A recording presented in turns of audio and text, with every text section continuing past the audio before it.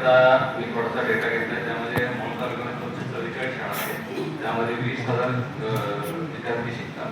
त्यापैकी 22 शाळा फक्त सेमी इंग्लिश मीडियमच्या आहेत आणि तिथं 1500 विद्यार्थी शिक्षण घेतात. आणि त्याचबरोबर 8 शाळा ह्या इंग्लिश मीडियमच्या आहेत प्रायव्हेट, तिथं 5000 विद्यार्थी शिक्षण घेत आहेत. तर येणाऱ्या कालावधीमध्ये आपल्याला चॅलेंज असं आहे की मराठी माध्यमामध्ये पालकांचं आणि विद्यार्थ्यांचं शिक्षण घेण्याचं प्रमाण कमी होत झालेलं आहे. तर बेसिकली आपल्याला आपल्या सर्व मराठी शाळांमध्ये सेमी इंग्लिश सुरू करावं असं एक मला या ठिकाणी प्रस्ताव मांडायचा आहे.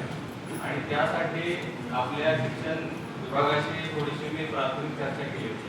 तर ते इंग्लिश शिकवणारे शिक्षक यांची कमतरता त्यांनी मला सांगितली होती.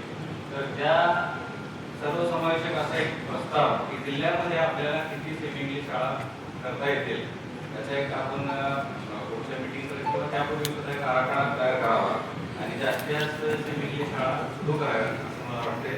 नाहीतर आपल्याला भविष्यामध्ये आपल्या जिल्हा परिषदेच्या